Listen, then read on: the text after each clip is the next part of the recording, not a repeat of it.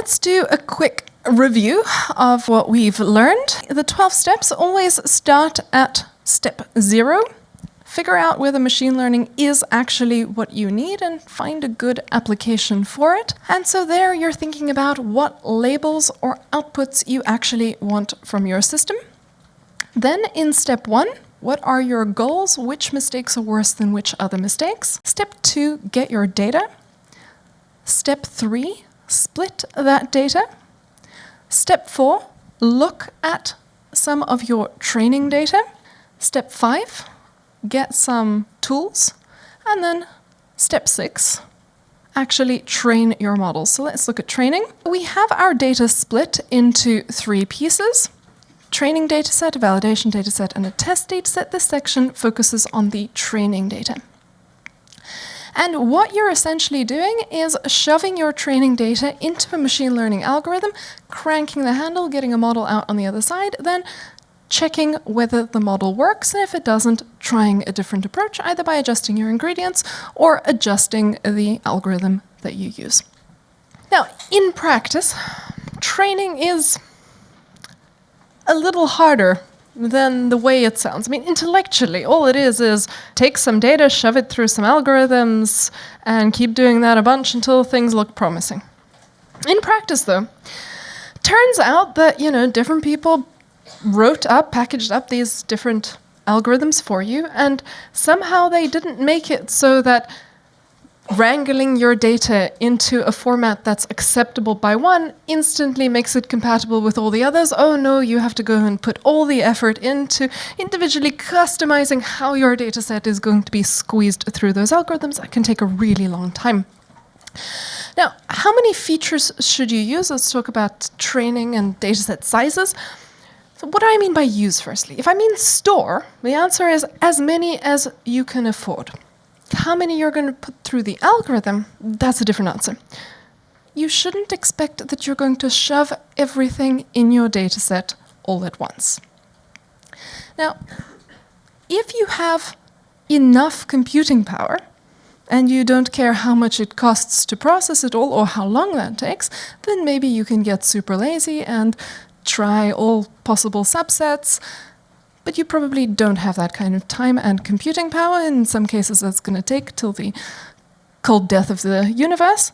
And so you're going to need to be selective about what you show to those algorithms in the first place. That's what you use the human analysts with domain knowledge for in this setting.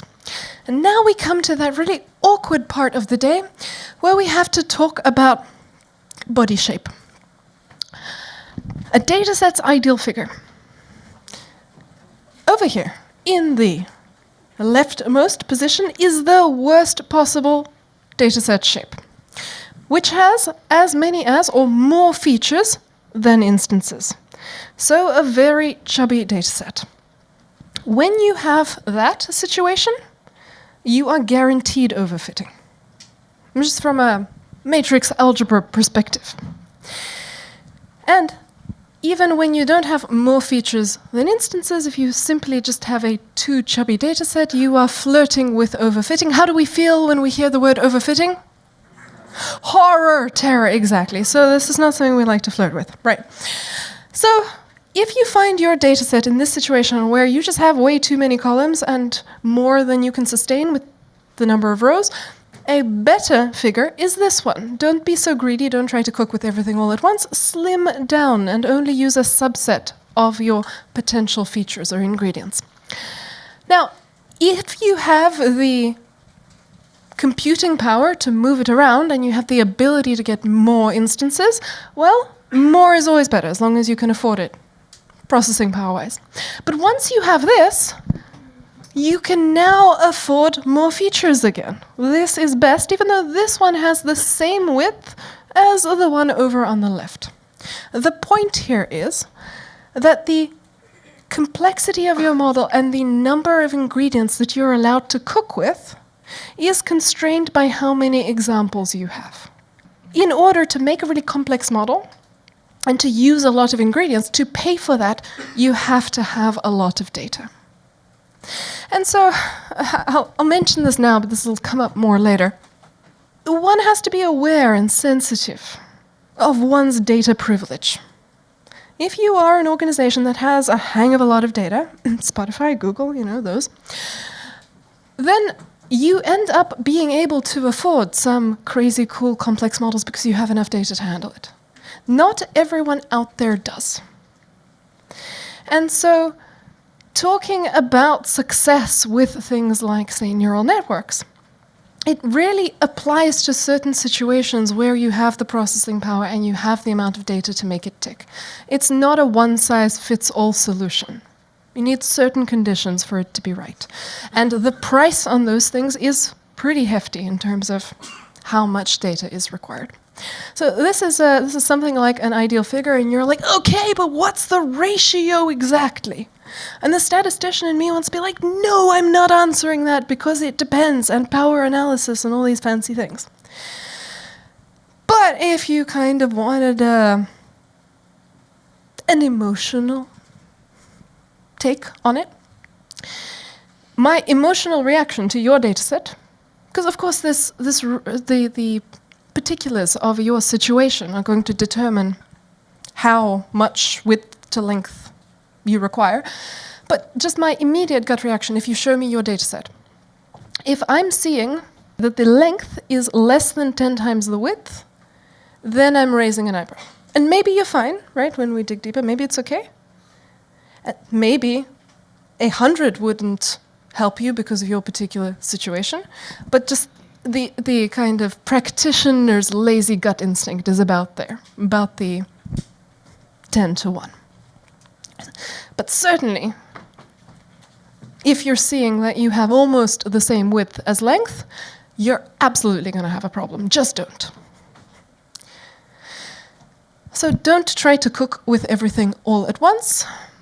Slim down. Now, how might you think about slimming down? You might either slim down with analytics, so you have that human flashlight process where you go and look at potential ingredients and you think about what might be worth using and you pick which ones to try cooking with, which ones to exclude. And of course, like making that vegan, gluten-free, etc. sausage, you don't know whether you picked the right set the first time. You'll probably need to come back to this in any case. Now, there's also an algorithmic way to slim down. And that is a class of methods called dimensionality reduction or feature selection. And within these, you'll hear the ICA, PCA, those types of ones, principal component analysis. That's where they sit. And what they are about, generally, all these beautiful jargons, is about taking your input features and then doing some kind of transformation and outputting fewer super features, if you will, which are not really recognizable as the originals. So if you squinted at them, you'd be like, what is this and what's going on? But maybe putting these into your recipe would make it work very nicely. And so if you see that you are dealing with a data set that has a bit of a width problem, then you want to make friends with methods for feature selection and dimensionality reduction. Don't end up cooking with the whole cupboard. And in practice, tinkering can also be slow when you have a lot of data. It just might take a really long time for that optimization to finish and for your recipe to be cooked, or when you're starting right off the bat with software geared at production, so something like TensorFlow. TensorFlow is not designed to be fun to use. Incidentally, so some chuckles from those who know. I keep saying, I dream of a day when we can have a laptop sticker that says, I love TensorFlow. Not, I tolerate TensorFlow because the damn thing works. But at scale, for certain situations, nothing else will do the job, and so we have to be grateful that we have something that works. But it's not really geared at prototyping. It's geared to be the beast that works at incredible scale. So, here's the thing. That mindset around I have to run all of my data through it all in one go every time is gonna slow you down a whole lot. What you should be doing is having a place that you can comfortably prototype quickly on small subsets of your data. So you don't have to wait for all the churning through your data set that takes all weekend just to try out a thing, and then you make some subtle setting adjustment, then it takes another few days for you to see how that does. Rather, take a little bit of your data, and in an environment that's not geared at this serious production stuff, just try out some algorithms and see what seems to be worth investing the waiting time for the whole data set, right? So you inch towards a solution. You don't have to do it all in one go. You don't have to go right to TensorFlow. Use some other implementation that's really simple and quick to interact with on a small subset of your data. And that will tell you whether the approach itself seems promising. So even if you're doing neural networks stuff, you can use a smaller data set and some package that isn't very fussy on how you have to wrangle the inputs and do all the settings, just to see if that's even worth pursuing. Do that first, and then when you have to scale up, then you know why you're putting the effort in. Okay, then you're like, great, training phase. Do we use statistics now? Well, there is statistics, and there is statistics. Statistics, statistical inference, the discipline, is a heavily philosophical one about making decisions under uncertainty, where we don't have do-overs, and we really have to think carefully. Very rigid, I consider it very beautiful philosophical pursuit. And we do care about what we think things mean over there. And then there's statistics.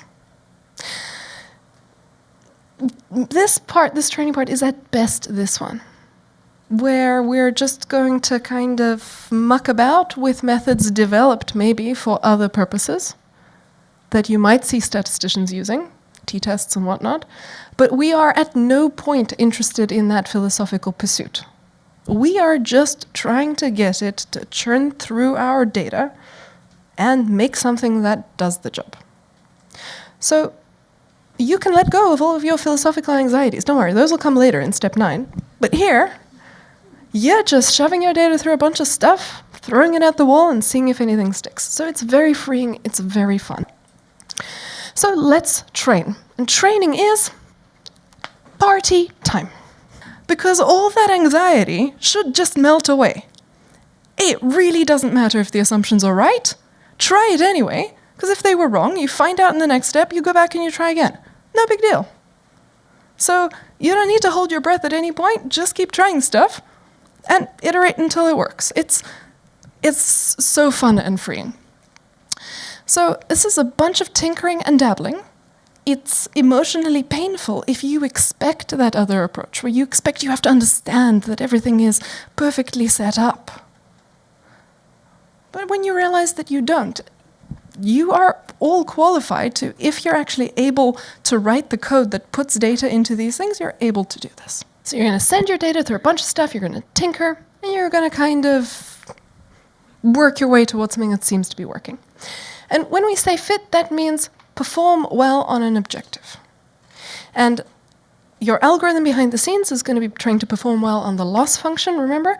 You should also be checking how are we doing on the one we actually care about, our business performance metrics. So at every point, just put your answers you're looking for and the answers you got through your performance metric and see how you did there.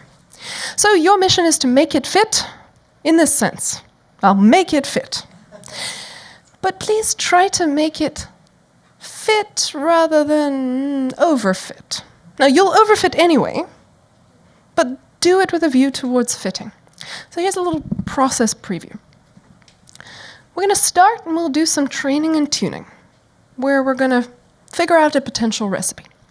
And then, when we've done that, certain things might be true. We might be fitting, we might be overfitting, we might be underfitting, we might simply be making a mess. These are all options. If we're making a mess or we are underfitting, we will be able to discover that fairly quickly in the same data where we did it, and we'll go back to the drawing board and try something else. So if we're thinking of moving on, we don't have those other two, we have one of these, fitting or overfitting. Okay. If we happen to, and we can't tell the difference, remember in training data, we need a different data set to diagnose this. Now, if we happen to have a good solution that generalizes, that models what we care about rather than our noise. Then when we take it to validation, what happens? Validation should pass. And when we take it to testing, testing should pass, and we launch it and we get promoted. Nice. If, on the other hand, we have overfitting, the worst possible thing that could happen, right, is that we launch some horrible system that destroys everything, that crashes and burns. Well, don't worry, we have a seatbelt, we have protection against that. Validation will prevent that bad situation. So we go to validation, and because we have this problem, validation fails. Good, no big deal. We were protected from launching something horrible.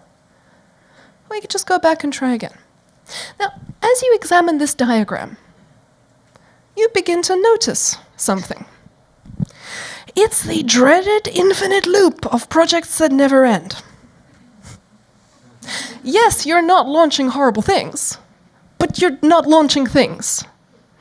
You're protected, but it never ends and you never get anything good. By continually being in this overfitting limbo, constantly overfitting, okay, validation fails, go back, try again, overfitting. So you want, ideally, hopefully, to launch good things, yeah? And get promoted, as I said. So what strategies should you take? Can you do anything? You can learn to love simplicity. This really helps. See, turns out that the more complicated your model is, the more you open yourself up to overfitting.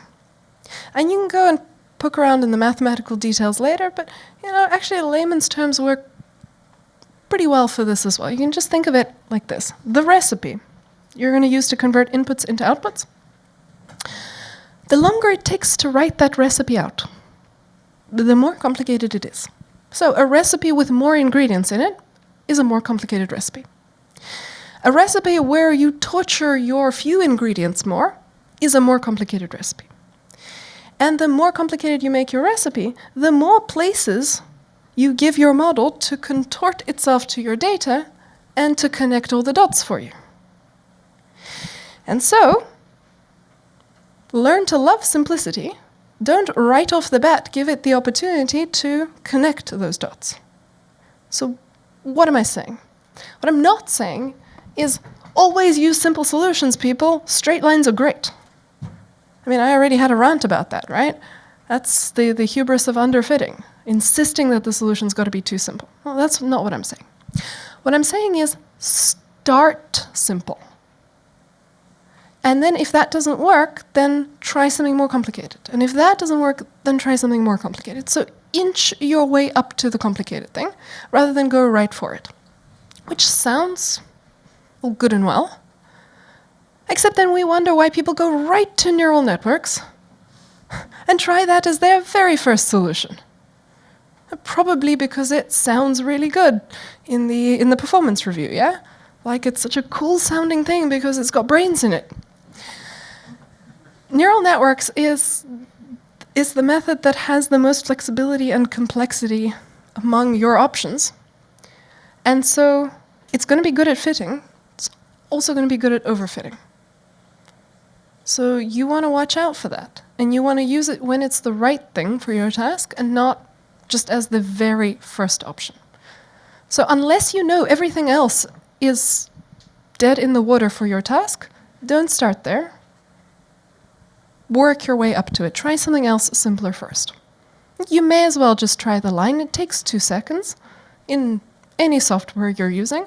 At least use that as a benchmark for what performance can you get from the dumbest possible model. And one way to enforce that love of simplicity is through the process. Another way is to algorithmically enforce that. So the algorithm will itself prefer a simpler solution to a more complicated one if given 2 options. And that is what regularization in machine learning is all about. It is simply about an algorithmic love of simplicity. Before, your loss function is all about don't make mistakes. And points are only assigned from how well do you avoid mistakes. Now we can adjust how our game is scored. Now we get a good score if we don't make mistakes, And we also get good points if we have simple solutions. Maybe you'll phrase it in the opposite manner. You'll say, errors give me penalties. Complexity also gives me penalties. And now we can have our algorithm balance those two concepts. How much nice fitting am I willing to give away if I'm going to do that with fewer features or with a less complex version of my model? That's all I'm going to say about regularization. You can read a whole bunch about it. It's a very favorite topic in machine learning, but at least have a passing familiarity with it as a love of simplicity. And if a researcher says to you, hey, would you like a regularized version of that? The correct response is, yes, please. Why isn't everything done that way? Because the researchers haven't finished working on it yet. Key message. Start simple, build up the complexity only when simple doesn't work. And the final thing may be sophisticated, the initial thing probably shouldn't be. Other training pitfalls.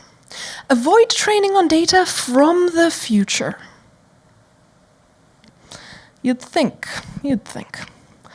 For example, you're trying to predict tomorrow's stock price, and you use tomorrow's interest rate to predict tomorrow's stock price. If you're going to do that, just use tomorrow's stock price to predict tomorrow's stock price. It's cleaner.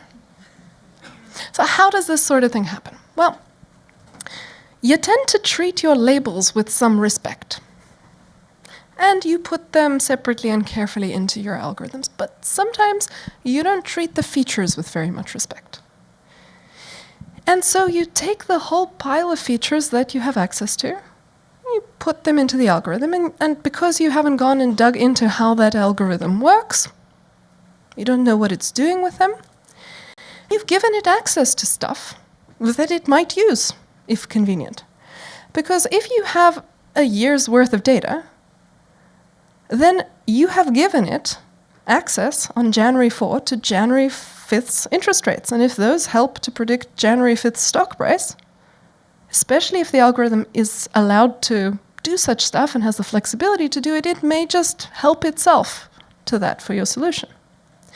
So you'll want to make sure, if you don't want to go dig into how these algorithms work, that you find a way to lock it out of attempting to use stuff that you just cannot have in production. Because on the day that you want to use this thing, you don't actually have tomorrow's interest rate.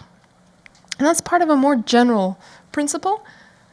Please think about what you are submitting, what you are allowing the system to train on.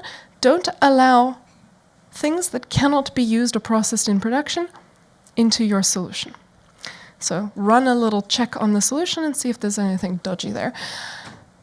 A classic example here is one where you need to serve your user things quickly because your user is not patient, isn't going to wait around 5 minutes for your algorithm to churn and output something. And you've used offline data that you have saved, you had in an attic somewhere, to build the prototype. And you made a feature, which is an awesome feature. But in order to compute the values of that feature, it takes an awful long time. But don't worry, because this was a big data set you saved, you just put a week up front computing that feature. And now you've got that column, fantastic. And then you do all kinds of learning involving that column, and it works, and it keeps working, and it's great. But now, because the recipe requires that thing on the fly, you're going to have to compute it, and that takes too long, and then your user wanders off. Resist temptation. Just don't use it if you cannot actually use it at the time that this thing has to operate. Or work with your engineering team to make that computation faster. Now I'm going to have a skipping slide for each of these sections. What does it mean if you skip this one, and is it safe to do it? Well, with training, no. If you skip training, you kind of missed the point of machine learning. You didn't let the data speak, and the whole point is to use the data to generate the solution. If you wanted to handcraft the solution, well, that was traditional programming. It's not this. Key message: in training, your goal is to find useful patterns in your data. Scratch that. Useful patterns. Your goal is to find patterns, whatever. We'll figure out if they're useful or not later. Just find patterns in your data, turn them into recipes, make a short list of models that seem to work, and don't worry about getting it right. It'll take a few tries. Let go of that perfectionist attitude. I used to be a perfectionist before machine learning. It got beaten out of me with a stick. So step 6 is finished when you've got your candidate models and you know how they performed in your training data. And you expect that their performance in training is better than their performance elsewhere. And so if they're not meeting your bar in training, don't proceed. Keep on keeping on in here. Then, tune and debug. I would like to announce my lack of desire to get into any terminology debates, discussions, or fistfights. Call it what you want. I am tired. Maybe you will say that what we're doing in this 7th step is training-ish. Maybe you'll say it's validation-ish. Maybe you'll ask me to put it back to step 6 or forward to step 8. I don't mind. The point is, it gets its own step because it gets its own dataset. You need a separate dataset to pull this one off. So you can call it what you like, but please give it a 4th dataset. So the things we're going to do, the training-ish thing is tuning, and the validation-ish thing is debugging. And in practice, you can either have this dataset pre-saved at the beginning, so you can split into 4 in the splitting step, or you can take this on the fly out of your training data. So in step 7, you grab some out of training, and now you have a training dataset, and you have this dataset separate, and then later you can recombine them and pull them apart differently if you want to. So it's okay to reuse and mix the data here. So you're going to take it out of the training data, unless there is something very particular and special about how your team wants to do the debugging, in which case it might make sense for you to curate that debugging dataset up front and have that 4th one. Who here likes debugging? Actually, I should have asked that question better. Who here likes the idea that someone else will debug? Aha! All of us like that one. Now, if you want debugging to be a possibility, you need a debugging dataset. So, what will you do? You'll set it aside, and you're going to fit your model in the remaining piece, which I'll refer to as the training data here, but you got the debugging data out of the training data in the first place. Then you will use that for your interim performance check before you go to your validation dataset. And you're going to look at the individual instances and see whether you are inspired by what is actually going wrong with those individual instances. Debugging in your training dataset, as in the dataset where you ran the algorithm, doesn't really give you an honest view of what's going wrong. Because you know that the whole point, right? It's trying to put the boundary or the line as conveniently through the data as it can. It's already contorting itself to your dataset. And so you don't really see where it fails. Like debugging in that is fine and you get some insight, but the real insight you get is by taking a dataset where it didn't have the chance to contort itself and seeing, all right, which ones did it get right? Which ones did it get wrong? Doing a bit of analytics and seeing what's common among the failures, what's common among the successes, and how might I want to adjust my training based on what I'm seeing. So in our wine example, it would be a matter of you look at, you run your algorithm in the training set, you go to your debugging set, you have a look at what's common in the failures, and you happen to have the name of the bottle of wine also as one of the columns. You didn't use it in training, but you have it. And you're like, hey, look, all the ones where I'm failing, they sound awfully French. Maybe I should have a feature that's got something to do with country of origin. Maybe that would help me. Maybe I don't realize I like French wine or something. And that then inspires me to do some feature engineering and maybe get the information on what was the country of origin of the wine, and that makes me create a new feature, and then I try another approach again with the inclusion of this new feature. So it's really this debugging process where the human, the analyst, ends up interactively updating, adjusting, and creating a better solution. So for that, you use a debugging dataset. If you skip this step, you lose your explicit debugging strategy. Now you cannot actually look at individual instances. If you look at individual things that went wrong in your training set, well, fundamentally, your entire algorithm's job is to contort the solution insofar as it can, based on the rules of what it is, whether it's a line or a squiggly thing or a bunch of vertical and horizontal lines, whatever it is, it will try as best, according to its nature, to contort itself to your training data. So its performance will be pretty good for that training data. If you really want to know about how it fails where it doesn't get this chance for contortion, then you need this other data set. So looking in individual training instances doesn't really give you the full story of what it's getting wrong. It gives you some, but a better insight would be a withheld dataset like this one. And you're not allowed to go poke around in the validation dataset, you're not allowed to go poke around in the test dataset, so you want a sacrificial dataset where you are allowed to poke around. You can take that out of your training data, or you can have it explicitly preset at the beginning. When is it okay to have no debugging strategy? It's preferable that you do actually interact and put your eyes and brains on the data and think about the solutions that you're making.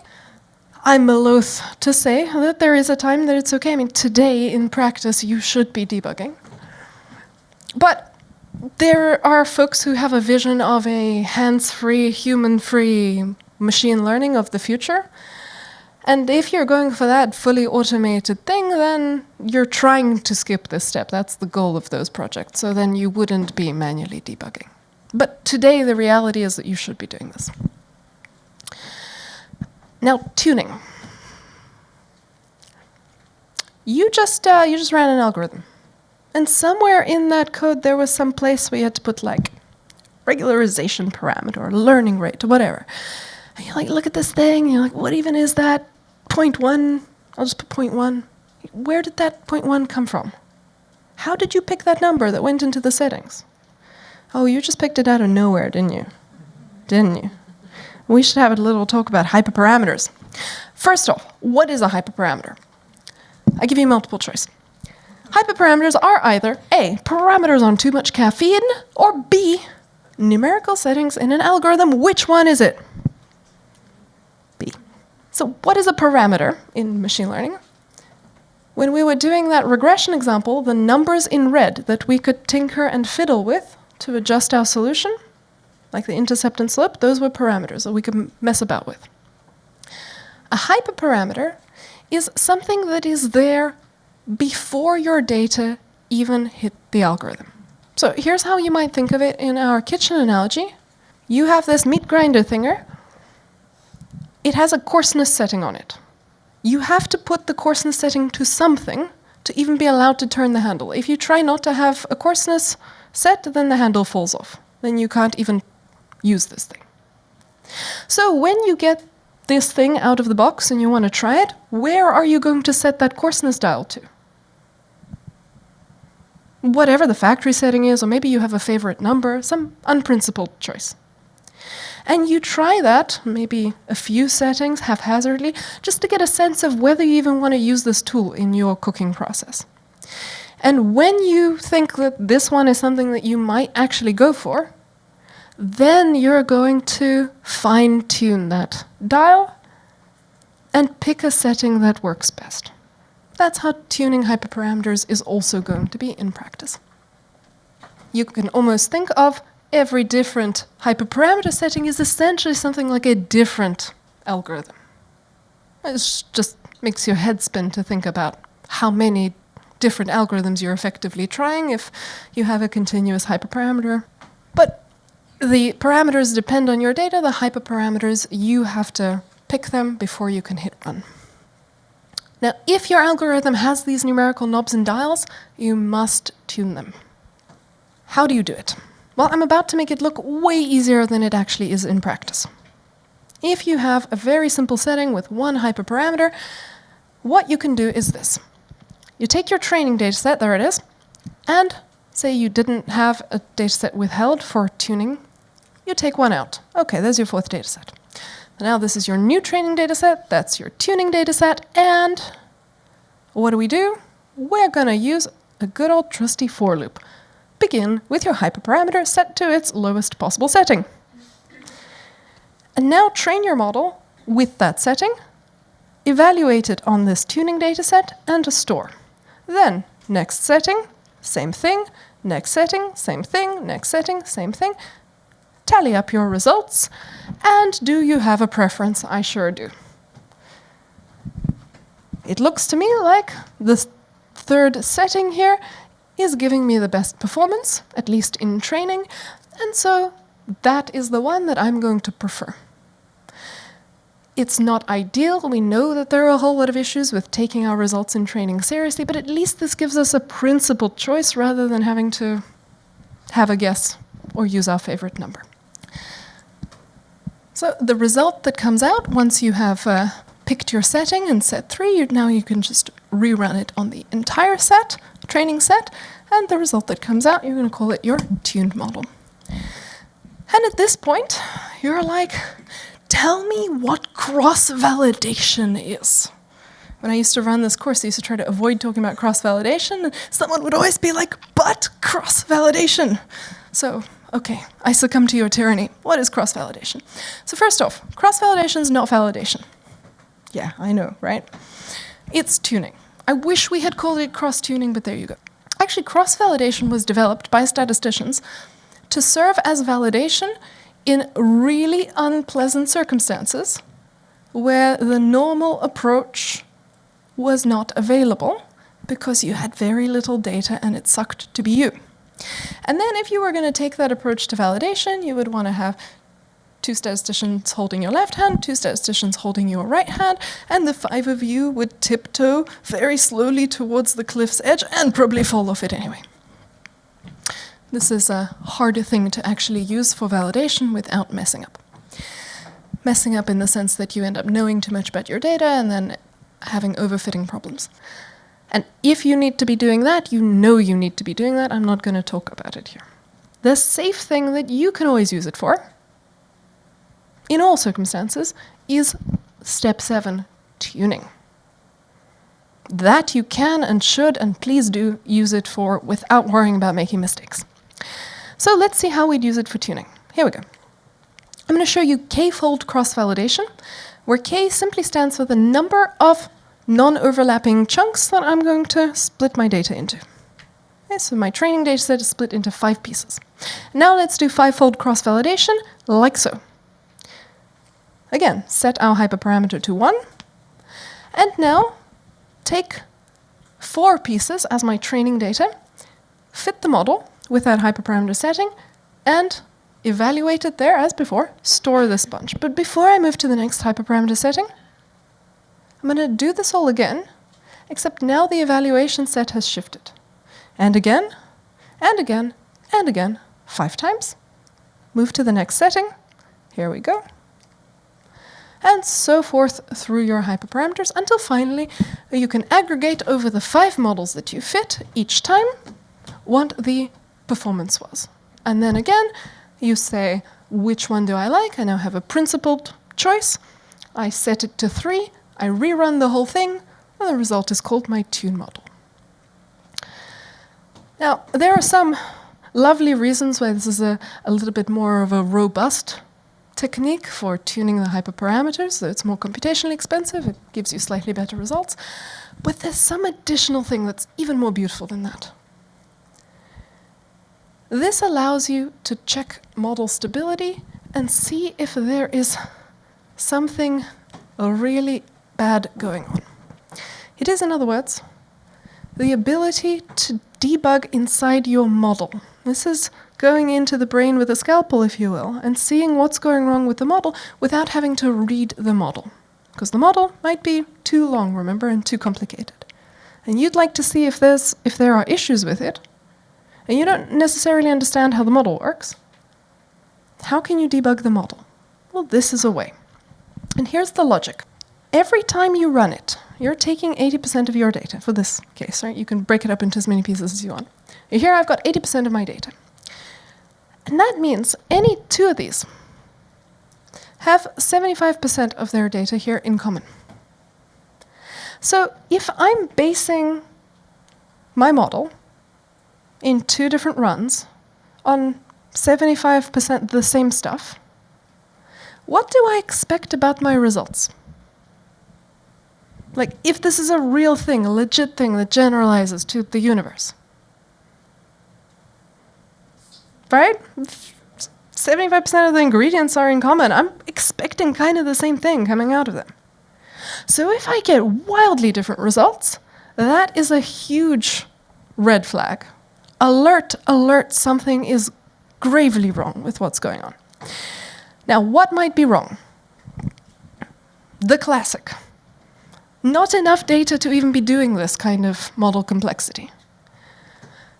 Then you get, if you have some very serious overfitting because you have a chubbiness issue in your data set, or flexible algorithm that's got too many moving parts, parameters that it's going to try to set, and you don't have the data to pay for that, you will end up having those parameter settings all over the place across your different models, and you will discover that they all predict different things. You're having a lot of overfitting to the peculiarities and the 25% different data points.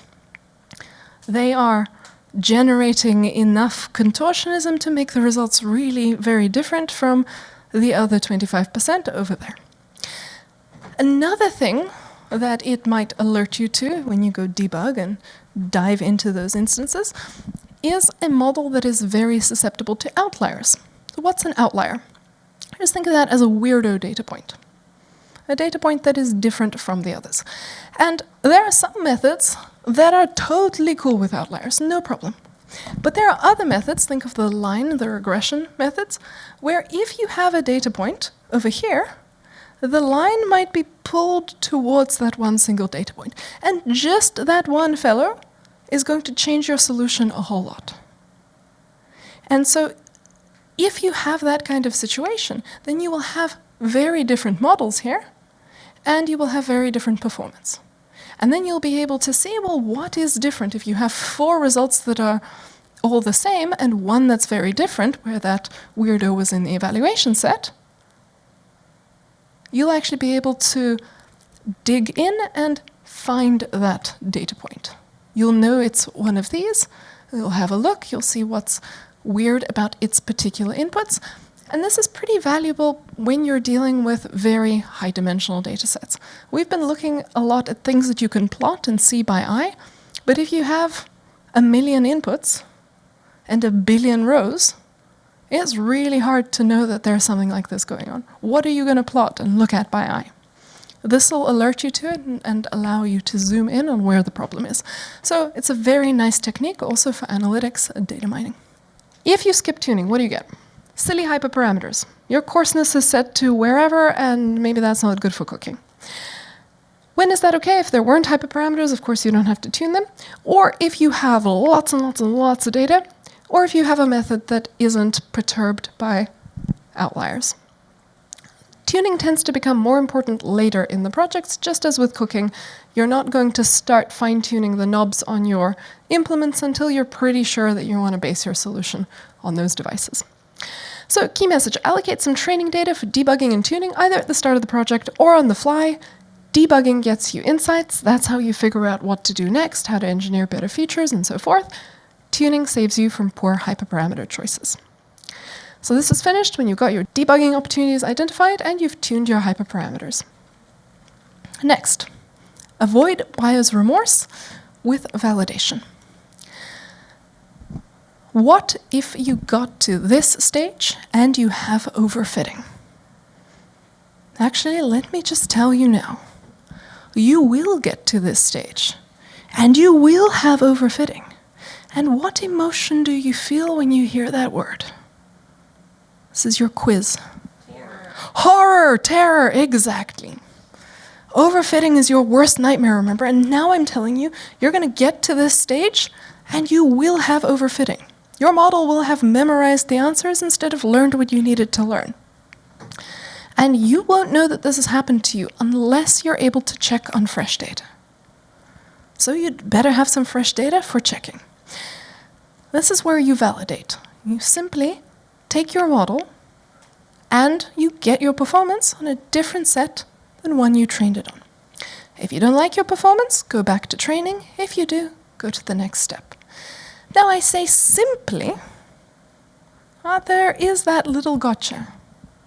You have to keep your dataset fresh. And keeping your dataset fresh means you can't go learning from it. You can't go debugging in there and effectively training too much on this dataset. So you're going to use this one, this second piece out of your set that you have assigned for exploration. The first piece was training, this is validation. And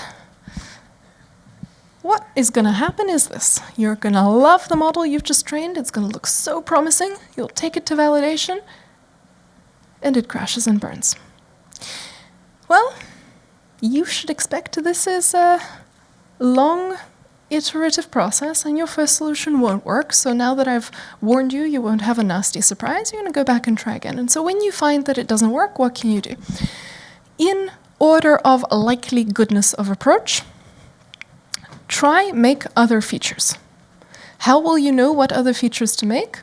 Well, through that debugging step where you see what's common among the instances you succeed on, what's common among the instances you fail on, and what sort of new features would that inspire you to go and construct out of the ones you already have, or ask your engineering team to help you collect.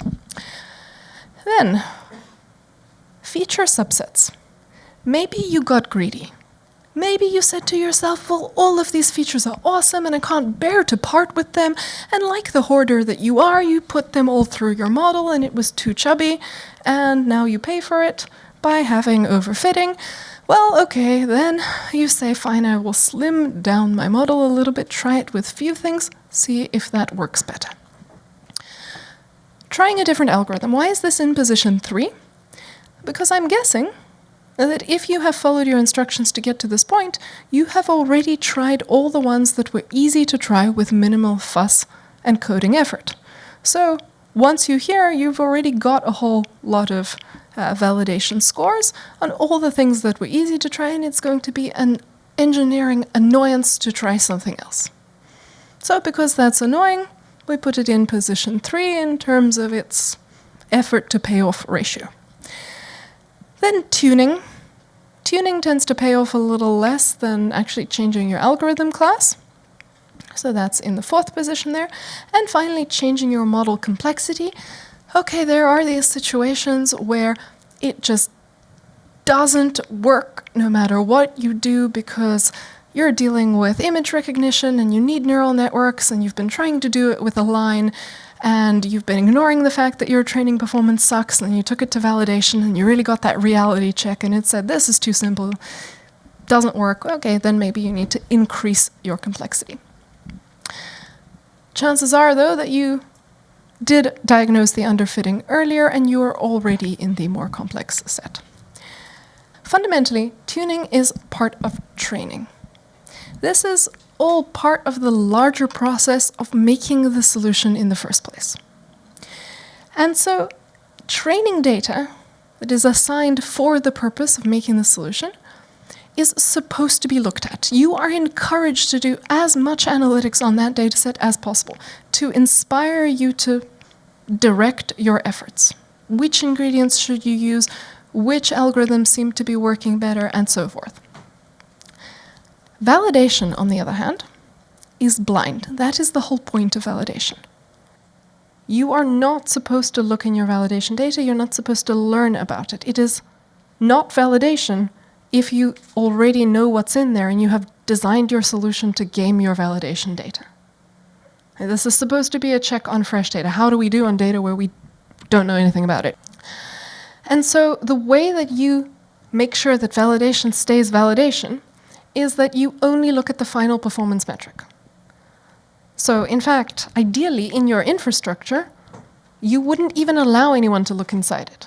You hit the validation button, all it outputs is the final performance metric, nothing else.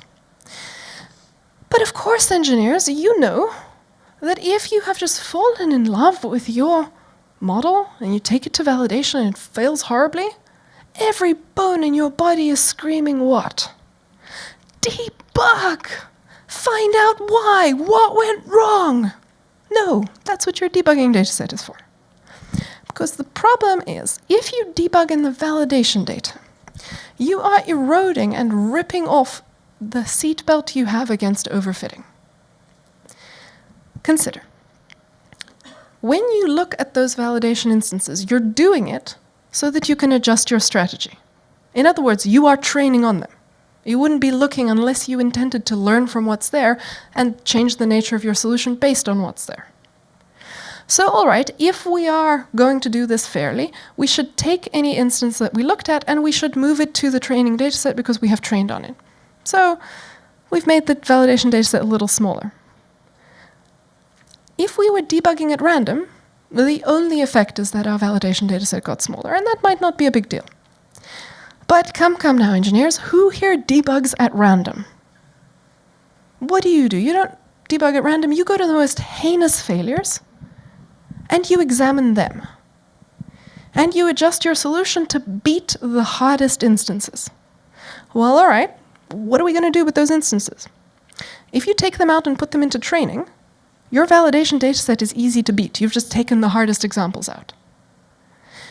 If we leave them in, you already know what they are, and you're going to go and adjust your solution so it wins against them.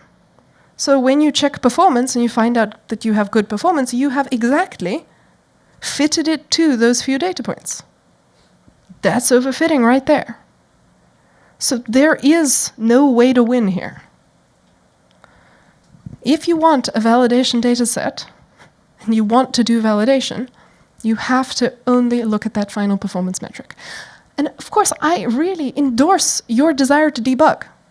Do it. Just do it in the debugging dataset. If you want to do debugging, have one for it. If you want to do really high-quality debugging, have an entirely separate, very large debugging dataset. But just keep your debugging out of validation and out of testing. And don't have illusions about thinking that you're still validating if you routinely use your validation set for debugging. Now, since we're getting so cautious, I'm sure you've realized that even if all you do is look at the final performance metric, doing a whole lot of it still teaches you way too much about what's in the validation dataset and how to beat it. I mean, a data scientist is a dangerous thing, right? You'll learn all kinds of things very quickly. You get good at this. So yeah, you do erode and pollute your validation data by reusing it. That's not the end of the world. The whole point here is that you've got one more layer of protection, the truly pristine dataset. That's next. You're using this to get towards a viable solution, and yeah, with every round, the seatbelt erodes a little bit. This validation step is part of the training, tuning, validation process for getting solutions that are likely to work. The test step is the question of, do we use them or do we have pens down? So this is something that helps you succeed on your exam, students. You can cheat, you can mess up here, that's fine. There is a final protection for you. This will just make it more likely that instead of leaving your project empty-handed, you end up getting something good. It will erode as you go on, but there is a later protection for you. When I was first designing this course, I did a survey of over 100 machine learning researchers and applied machine learning experts at Google. And one of the questions I asked them was, what is the one thing that you most want people to learn about machine learning? And overwhelmingly, the favorite answer was validation. The real one, not the one they think they're doing. As in, not debugging. I think there was one comment that was like, teach them to validate or get out of machine learning. So I figured, why don't I step up how visceral I make my analogy and talk about the game of Russian roulette.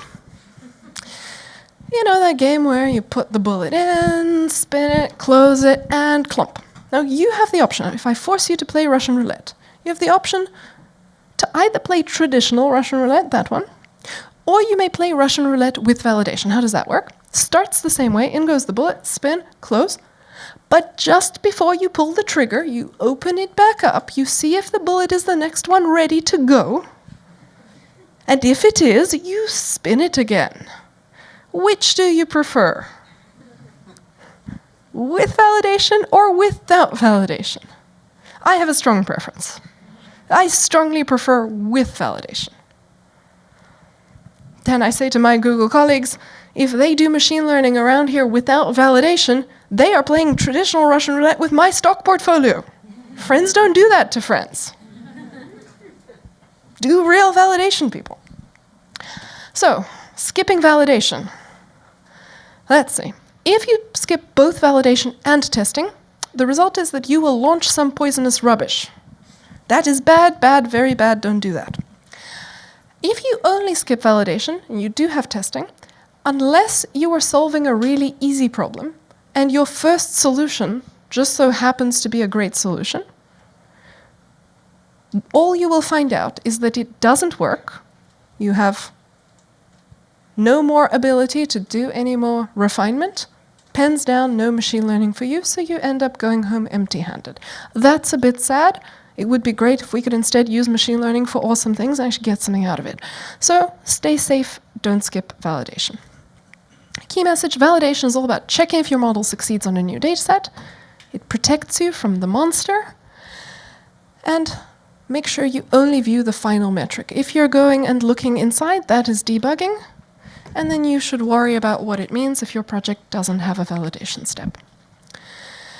So step 8 is finished. You have your best candidate model and you've evaluated how we do in fresh data and whether to start again. Step 9, testing. Should we actually allow this thing to move to the next stage, get productionized? We've got some kind of solution. We don't know how good it is. Should we just release it upon the world? Or do we, I don't know, like maybe have standards? That's what this section is for, having standards. Now, if you've been wondering when I'm going to start preaching about statistics, and you've noticed that I've just been all like, dabble, tinker, play, don't worry about it, don't take anything seriously, everything will be fine. Wait no longer. Now entering the statistics zone. Now we get to do everything on tiptoe and worry about what our assumptions are and do all our rigorous decision making. Awesome. Why do we need both testing and validation? Well, as you go through more and more refinement rounds, validation performance tends to go up and to the right. Some part of that is that you actually built a better solution. Some part of that is that you are now overfitting on both your training and your validation data, especially on the edge cases and heinous failures in your validation data. And you don't know how much of that is which one. And that is why, when you think you have the solution, you're really considering releasing it upon the world, take a moment and properly check whether it actually works. So, you've polluted and eroded your dataset. Only a pristine dataset will actually tell you how you're doing. What makes testing testing is that this is a clean room where we're going to use truly new data that has not been used in training in any way. And we are going to be very rigorous and careful with the statistical testing. So this is a dataset that hasn't been in play yet, that we have held under lock and key this entire time. Now, one time and one time only, we unlock it, we get the result, and either we get to take our model to production, or no more machine learning for us. So it's a pretty big decision. This model is the best model you have. Should you actually build it? And we'll have another similar statistical step where we ask, should we launch the model? That's later. For now, should we build it? So this is where we get to statistics, and this is where we need that hypothesis testing. So a quick reminder of what the point is of statistics. In frequentist statistics, classical statistics, you use that for decision making, and it is essentially the science of changing your mind. Every statistical hypothesis test in that philosophical framework is saying, does the evidence that we've collected make our null hypothesis look ridiculous, yes or no? So it is about changing our minds. It's about saying, here is what we have chosen to do by default. Here is what the world looks like when that's an okay thing to do. That's the null hypothesis. And then we ask, does the data make us want to change out of that, or should we just keep doing what we're doing? Now that's the framing. And because our step involves describing what the world looks like, where we are okay doing what we were going to do anyway, that world's the null hypothesis, because we have to describe it, we have to carefully state all these assumptions about it and say, what do we think we mean about this world? What does it look like? And how would we know if our evidence makes that world look ridiculous? And then we have to think that through. So it's an intensely philosophical pursuit. So this is about changing your mind, and you've completed all the steps figuring out what your mind is set to in step 1. So I was kind of light about the amount of statistical setup that's actually part of the statistician plus decision maker effort that happens in that very first step. And now I'm going to talk about what should actually be in your document from step 1. So these are the 12 steps of our statistical thinking course at Google, which is, I think, our most popular course, because I guess they like the comedy hour from me really ranting about stuff. I'm totally chill in this one, by the way, compared to that one. That one's like where the anger comes out. That one also has 12 steps, and I'm going to give you just the quick summary. We spend from 9 a.m. to 7 p.m. getting through them in the other course, but you get it in a couple of minutes. So all this stuff from 1 through to 10 is already done before you get to this course's step 9. So what are we looking at? So first, I'm always surprised and slightly appalled to see that people use statistical inference, frequented statistical inference, without realizing that all of it hinges on the notion of a default action. That is actually the first thought you should have if you go near statistics. Philosophically, none of it makes sense without that object, because we are trying to change our minds. We need to know what is our default, what are we going to do in the absence of further information or data. And if we are actually completely agnostic, we have no opinion, we also have no business using these techniques, just go with the best guess, otherwise known as the estimate. Because when we are doing these techniques, we're asking, is the evidence enough to change our minds? Is the estimate good enough? That notion of good enough doesn't make sense if our mind isn't set. So if you're totally agnostic, look at how the data have fallen out. Okay, it's on this side of the bar, off we go.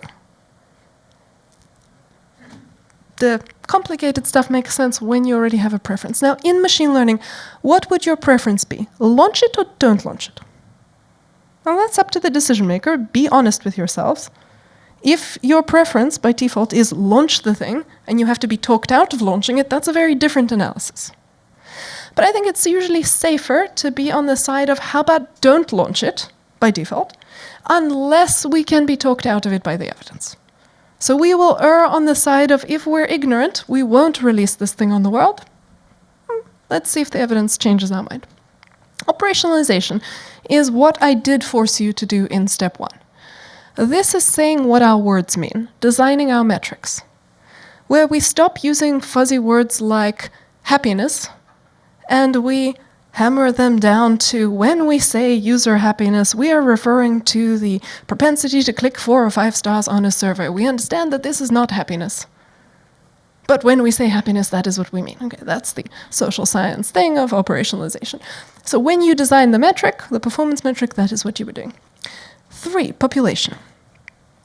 Which world are you wanting to succeed in? And therefore, which world does your testing apply to? Are you asking about succeeding on all users you see on Tuesdays ever? Are you asking about the users you expect to see next quarter, the users that are from Africa? What is the population that you wish to draw your conclusions about? And so, in that, you answer that by thinking about where the system needs to operate, where it needs to succeed, where it's important that it doesn't mess up. Simulation, this is an optional step where you're going to go and make some pretend data and try out statistical testing methods and see if the data required by those methods is actually available to you. Do you need to change your logging? And that is also the point when you can bake in the story that you think you have, like, I have a great system, here's its performance, cat, not cat, etc. Can I recover that story? Do I get the right result from my statistical test? That's optional, but in the really complex testing situations, statisticians will tend to do it. Your data strategy. All this has even happened before you've thought about your data ingredients. So going to step 2, how are we collecting them? Or if the data's already collected, what's the history of that? Let's look at some of those data pipelines. Were there any bugs? Is anything wrong with it? How are we going to get the data about the population that we're interested in?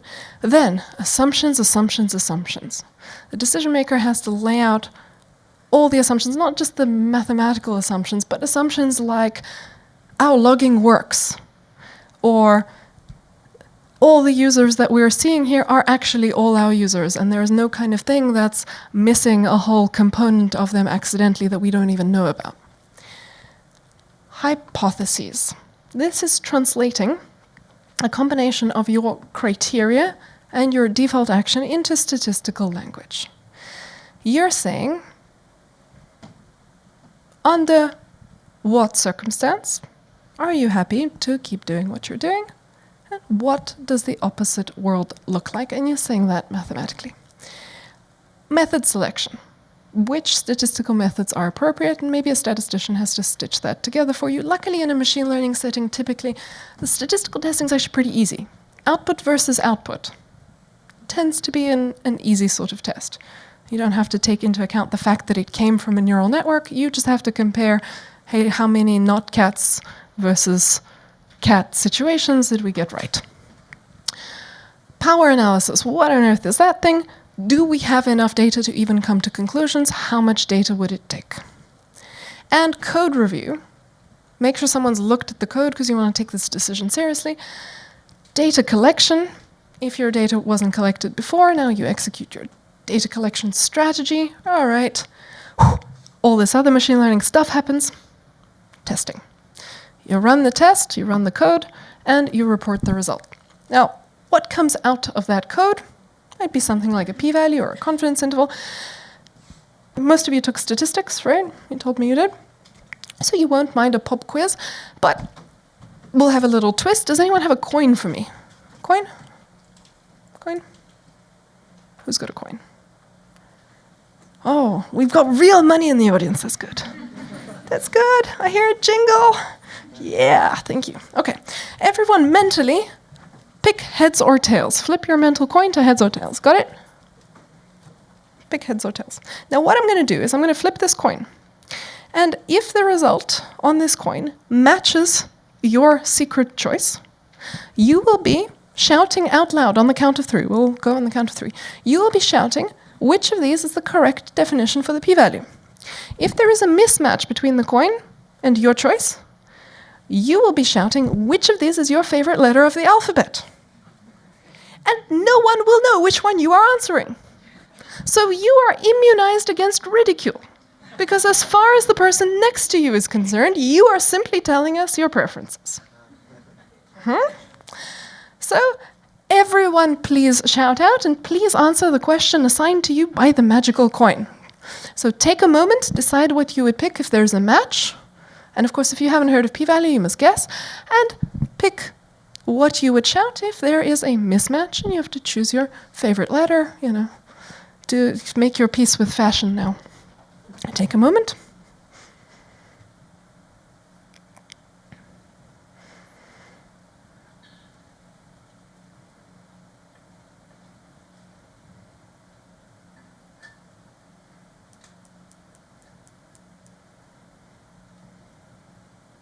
All right. We good? Can we do this? All right.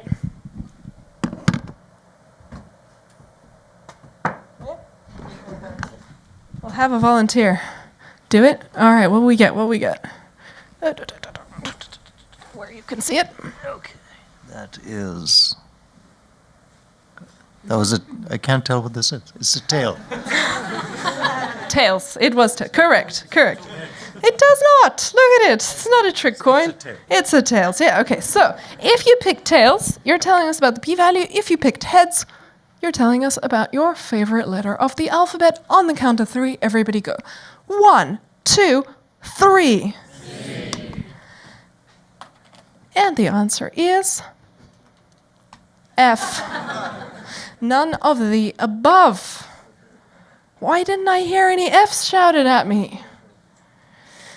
Now, okay, I was nastily tricking you, but look, I imagine some of you who took stats courses picked tails.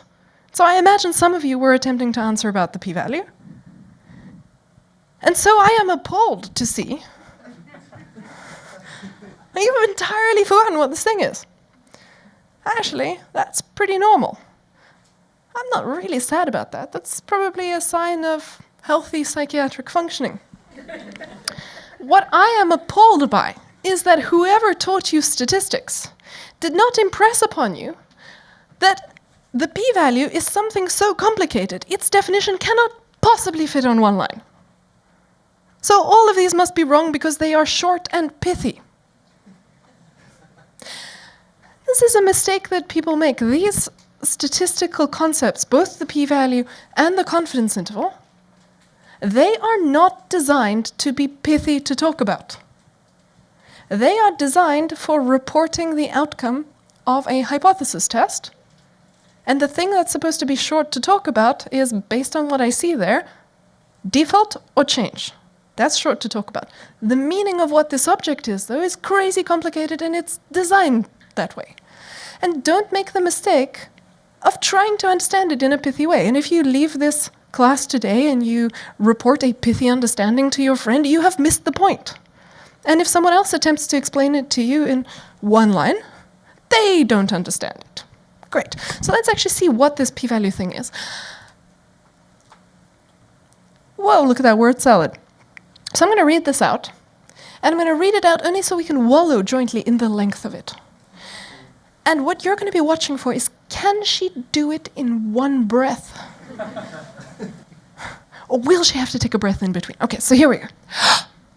A p-value is the probability of obtaining a sample at least as extreme as the one we just observed in a world where the null hypothesis is actually true. I did it.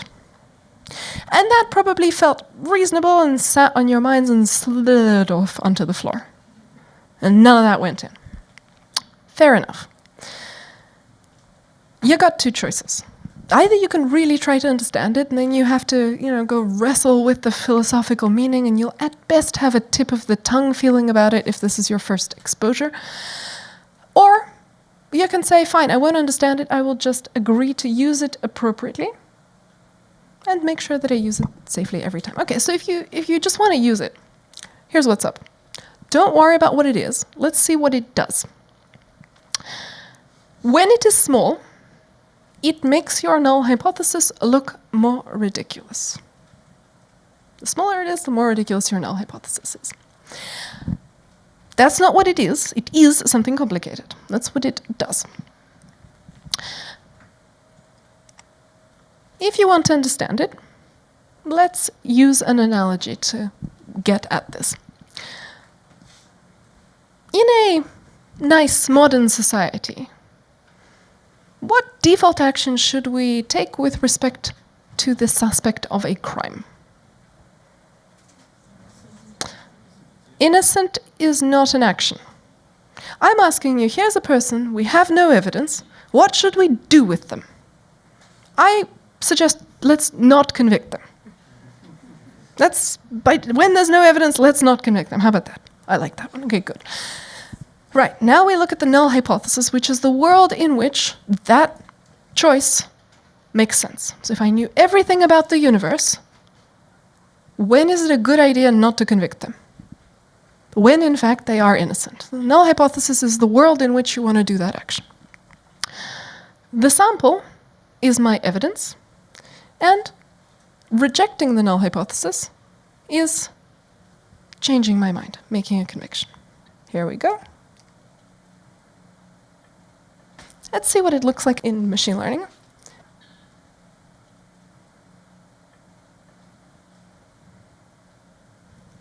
All right, now let's look at this word salad again real quick. A p-value is the probability of finding at least as much damning evidence if the person or dog is actually innocent. So here's how this goes. You come home and you discover this in your kitchen. And imagine it's your dog and your kitchen, otherwise it's a bit stranger. So this is in your kitchen.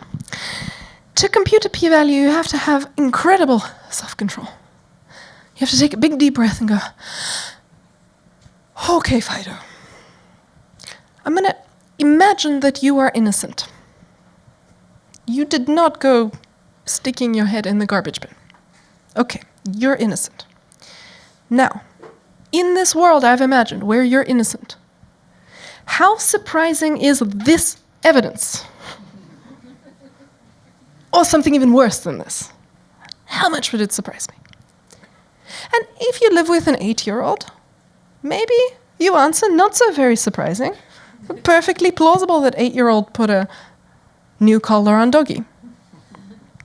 And then you will say, I learned nothing. I don't know if you're innocent or not because I have no compelling evidence. But say you live alone, just you and Fido. You can still imagine a way in which that evidence or something even crazier happens. Maybe your crazy next-door neighbor climbs in through the window, runs all around your apartment, puts the bin lid on the dog's head and out the window again. This is possible. It's just not very probable. The probability is so teensy tiny that squinting at it makes you feel ridiculous. And so you say, Fido, I find you guilty of digging around in the rubbish bin. And that probability of seeing evidence that's at least as bad as your evidence in the world where you should have cheerfully done your default action, that is what the p-value is. And similarly in this machine learning setting, and I'm hopelessly addicted to murder mysteries. In fact, if you want to email me with some suggestions of like some super obscure detective thing that I wouldn't have watched already, I mean, I'm forced to source them from Russia now. When I watch these things, I am computing p-values. So geek. Though I submit to you, if you like detective stories, you are also computing p-values. Let's see. We have an episode. A victim is found dead in his apartment. The suspect is the victim's best friend. The police search the victim's apartment for fingerprints, and they discover a wine glass with the suspect's fingerprints on it in the victim's apartment. How do we feel? Convict? Guilty? No? So innocent then, yeah? Innocent? Of course not. You learn nothing here. This does not tell you that the suspect is certainly innocent. It does not tell you that you're making the right choice by leaving them out of prison. It tells you nothing. But because your default action says, upon learning nothing, I leave this person out of prison, that's what you go and do. But you learned nothing, because this evidence is not informative, doesn't make you change your mind. A little reminder here. Okay, on the other hand, imagine if instead of a wine glass, they found the murder weapon with the suspect's fingerprints on it. How are you feeling now? Convict? Guilty? I see some people nodding, and I see some people vehemently shaking their heads, and that is exactly the point. You are comparing the strength of this evidence against a threshold that you have set for how much evidence you require in order to pull the trigger, if you will. And different people have different tolerances for the risk of being wrong and sending an innocent person to prison.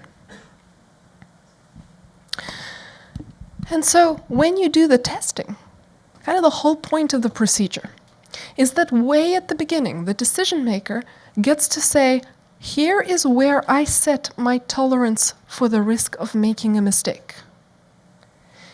And when I have set those risk preferences, subject to them, let's see if I should change my mind or if I should keep doing what I was going to do.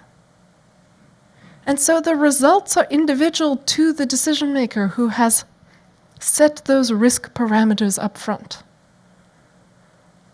Statistically significant means nothing to you unless you have chosen what your risk profile is, what assumptions you're willing to live with, and how you want to frame the whole decision. The best you can do with it as an innocent bystander is be inspired or not, and not take it too seriously. So this is a decision-making tool where you are allowed to specify very clearly how much risk you're willing to take, and then have the method guarantee that it sends you to one action or another action in a way that makes sense according to your risk profile. And in this case, the particular number here is the significance level, which is your maximum tolerable probability of leaving your default action incorrectly. So that's the kind of story here, and so it involves a whole lot of settings from the decision maker. It has no meaning unless there was a lot of thinking there about what we were trying to do and how we wanted to execute the decision. When can you skip testing? If there is no decision to make. If you, the decision maker, have said this isn't that important, I'm already going to go with building it no matter what, you don't have to do this. But if it matters, and if you want to control your risk, then you want to go and do this stuff. So make it sound like a very short part of this course, just because there's another course that covers all of that. It's actually a much huger piece. So this is where the statistical rigor enters the picture. So, key message, testing is the final frontier before you take your model live. If testing fails, you can only try again if you have the ability to collect a dataset that is a legitimate testing dataset. That means a pristine dataset. If you have data constantly streaming in, you're in that lucky situation where you can always go try again. Everything is a dress rehearsal for what happens next. Whereas if you're in the situation where you have a static dataset and that is all that you can use, well, if you fail testing, pens down, no more machine learning for you. Please have the strength of character, the guts, the courage to accept those results. It says this model is dead now, if testing fails. Please kill it. Don't start bargaining. Don't be like, oh, I could adjust my settings for my risk tolerance profile to let this thing sneak out. That's kind of missing the whole point. If you were going to launch it anyway, then just launch it anyway and save everyone the stress. And please don't test the same model on the new pristine dataset. If your goal is to launch some poisonous rubbish, you know you can just collect a dataset. Because you're doing statistical testing, there's some random error, right? So you collect a dataset. Did I get the metric I wanted? No, throw away the dataset. Don't even tell anyone I've done it. Get another dataset. How did we do on this one? Keep going until one of them works out. That's the only one you tell anyone about. And off you go. The point here is that when your model fails testing, your model is dead. A different model can be tested later with a new test dataset. Not this one. This one is dead. When are we willing to skip testing? If you have no standards, essentially. If you say, no matter how good this model is, I'm okay to take it to the next stage, I'm fine with building it. Well, in that case, don't worry about testing, just go straight to the next stage. And you can't report performance honestly. So if an SVP asks you, hey, how good is this thing actually? Unless you've done this step, here's my training performance, it's worse than this. It might be minus infinity for all we know. Somewhere between this and minus infinity. That's the answer you give. So if you want to be able to give an honest answer, you got to do this step. And it's okay to skip, again, if you're happy to just build it and you don't need to do any honest performance reporting. So please never test on data that was involved in any way in training or validation. Kind of the whole game is looking at the evidence after you've set the decision criteria and the risk criteria, and saying something like, in the world where the null hypothesis is true, does this evidence surprise me? And so if you've already seen what's in these data and you already know that they pass all your evaluations because you've already trained or validated on them, how can you ever be surprised by the evidence? I mean, you've already picked the answer, you've cherry-picked the answer. So though you can still compute p-values and confidence intervals, they don't make any sense there. It's not a fair statement of how we're doing. So please never test on data that was used for anything else. You're going to fool yourself into launching something horrible. And so, just to make sure that we all stay safe around here, I'm going to extract a promise from you now out loud. So please repeat after me, everybody. I will never test on data that was involved in any way by myself or my colleagues in training or validation. And that is all of our stock portfolios now singing in delight, because now we're not going to make some horrible messes around here, and all of our users are also singing in delight because we're going to release nice things that they're going to like, enjoy, and that are going to make their lives better. And of course, because you've given me this promise, and you consider yourself honorable, you keep your promises, you cannot find yourself in the following situation, where you do not even know what data set your data point belongs to. That is why you need to make sure that when you split your damn data, as I like to say, it is recoverable, that split. You will be able to know which data set something is assigned to. And so you cannot just use some kind of process like where you do some querying and there's a little bit of randomization in the back end and it spits you out 3 data sets and then you forget all about which ones they were and then you rerun it and it gives you 3 other ones. That's not allowed anymore. Now you have to start storing either the ID tags or having some kind of deterministic approach, like if it comes from a Tuesday, it's in training. If it comes from a Wednesday, it's in validation, and so forth. So plan to actually store the IDs. And step 9 is finished. You have a document detailing whether or not you're going to take it from prototype to production. And machine learning doesn't have to involve these big launches in production. I mean, it could just be taking that wine picker model, writing it down on a piece of paper, putting it in your pocket, and going to the bottle store. Or it could be a whole engineering symphony. Let's talk about productionizing a machine learning system. Just launch it, right? Like the rocket just has to go up. That's all there is to it. There's a little more to it, especially since what you have right now is not that, but that. And you have to launch that, but you have that. So there will be some things you need to do to actually enable this thing to run with all the rest of your intense infrastructure. Then you'll need to retest it on live traffic, and the whole time you will need to stay very cautious. I've chilled out a little, but I'm still, the echoes of the statistician mode are still ringing there. So, as you start thinking about how to do the engineering, let's go through a few good ideas. But first, a little reminder. Machine learning is the high-interest credit card of technical debt. You are signing yourself up for the gift that keeps giving. Okay, now that we know that. Also, let's mention that this serving part is not trivial. Please do invest in good engineering or you will regret it. So as you are designing the actual grown-up version of the system, here are just a few topics that I really hope your team talks about before you release this thing. So this section won't tell you how to solve these problems. That'll depend on your application. But please don't skip the part where you think about these problems. So first things first, most production machine learning systems have new data flowing in. So why not retrain our model? Why not refresh the parameter settings based on what's coming in? Hey, good idea, do it. So steps 6 through 9, what we looked at, they tend to take place offline. That prototyping tends to be an offline thing where you've got that static data set, you play with it, you split it. But then, after that, you now have new data flowing in and you can adjust your solution based on what's flowing in. So do that. Think about a few things on the way.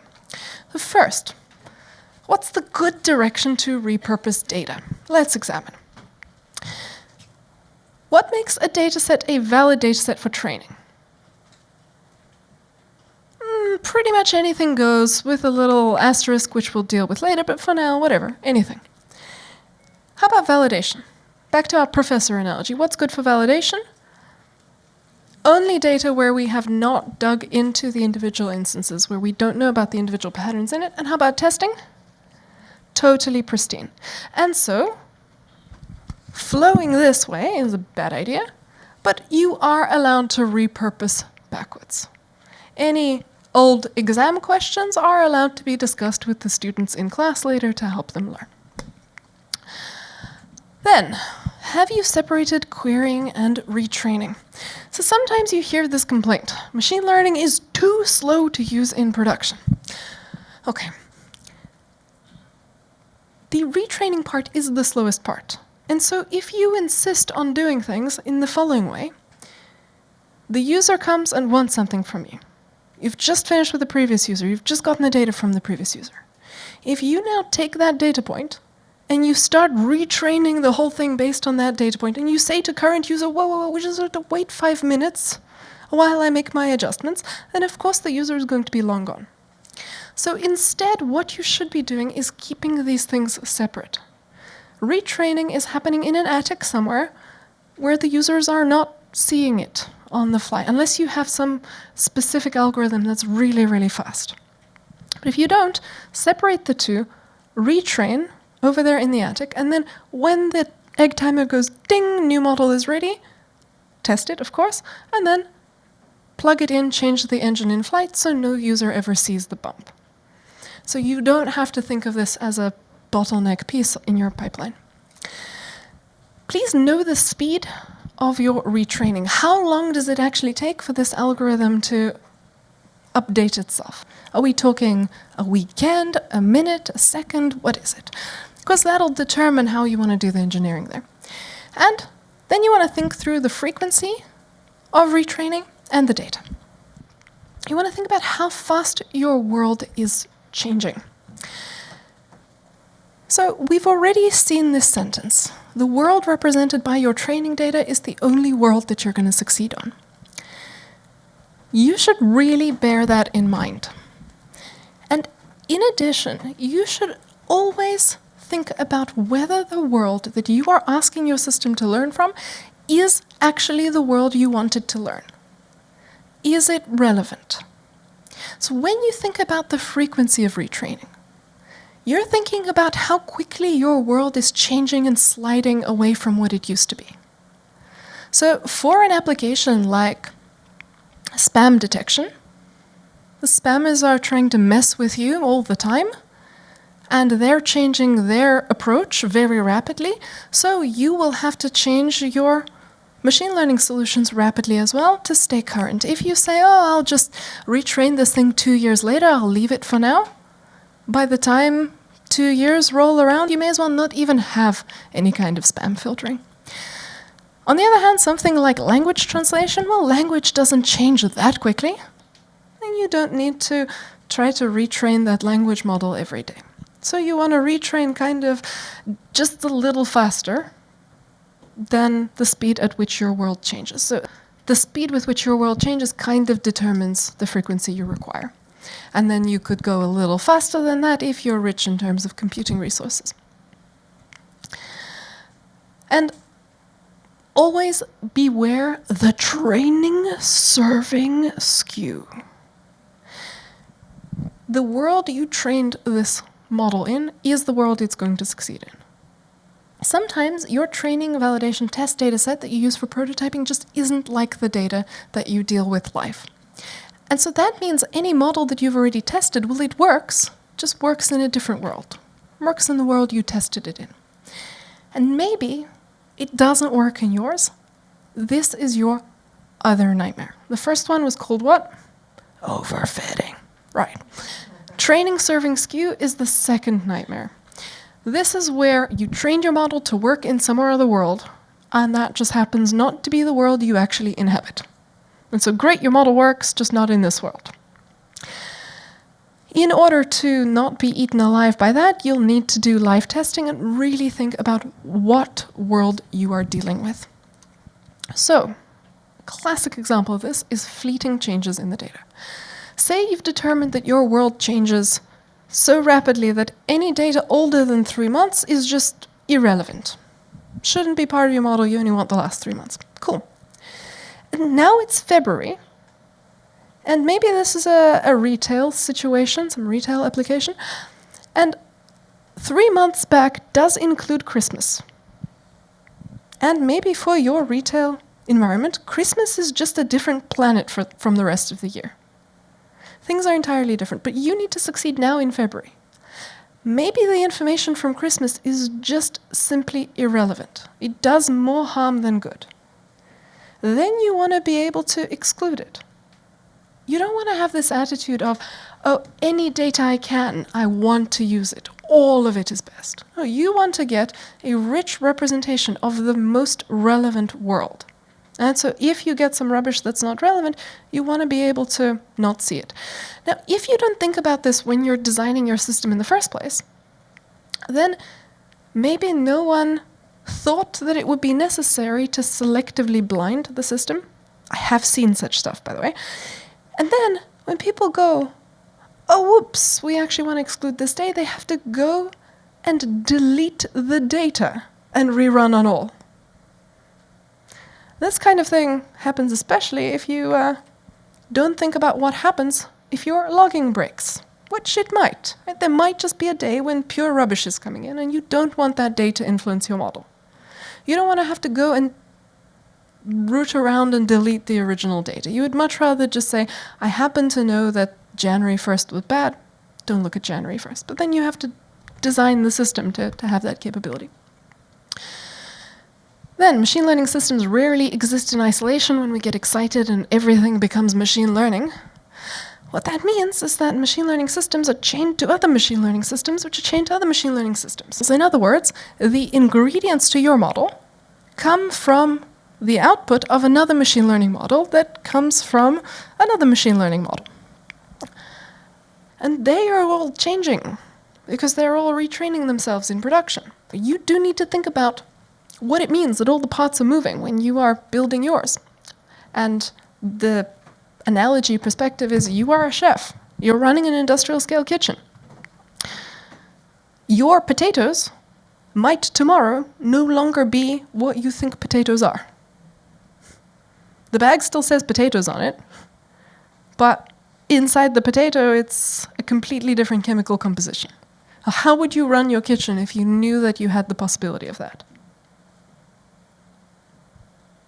That's the kind of thinking you're going to have to do during this design. And let's talk about making tiny changes to machine learning code. You know that moment when one of the folks that isn't on the core machine learning engineering staff kind of looks at your code base and is like, the tiny thing, I'm just going to make it like a little adjustment.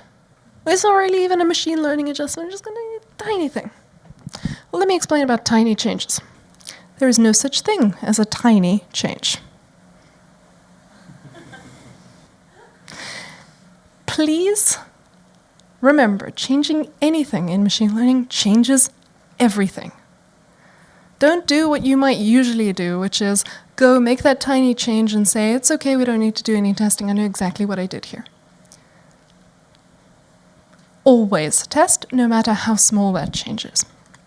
So, what happens if your model fails retesting? Oh, there's a typo here. Who can see it? In this sentence. It's not a hyphen. When, not if. Very nice. Yeah, this is not an if, this is a when. What will you do when your model fails retesting? Because it will fail retesting.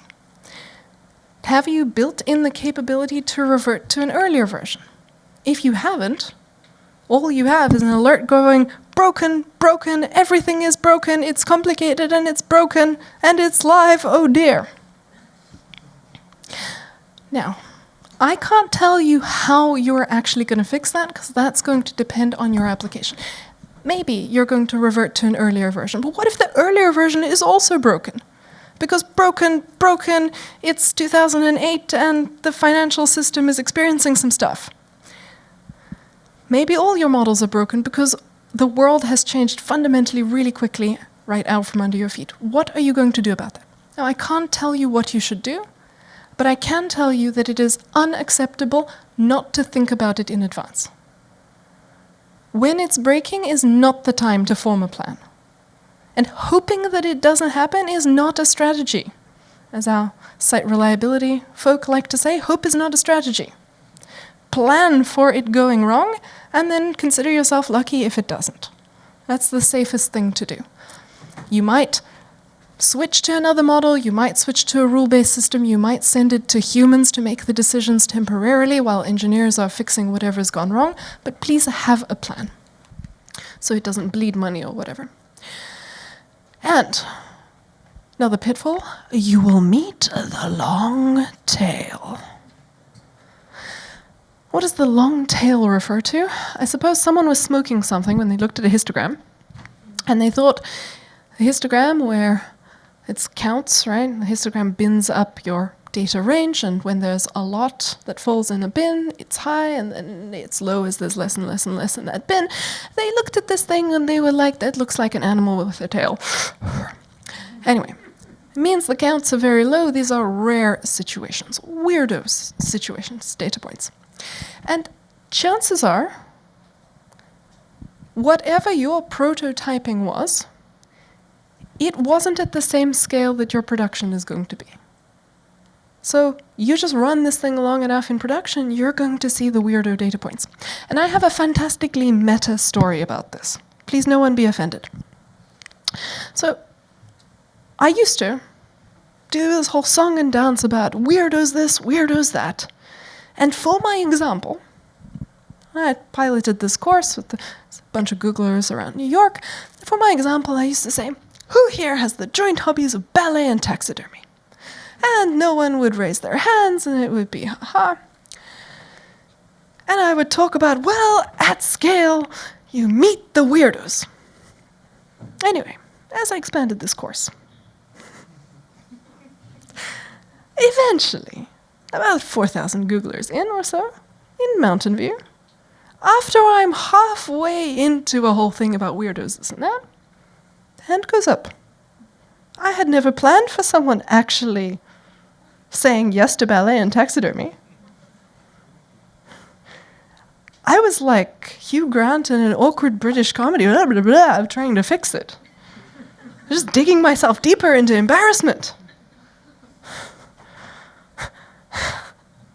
Didn't take my own advice.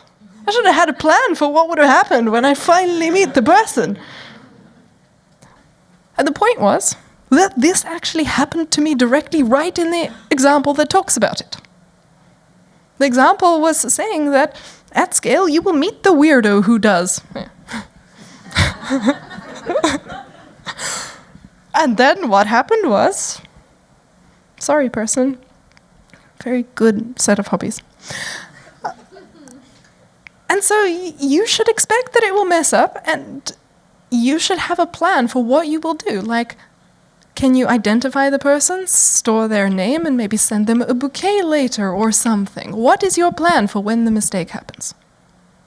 You won't be able to make sure that it doesn't happen. Some mistakes that you don't anticipate will happen.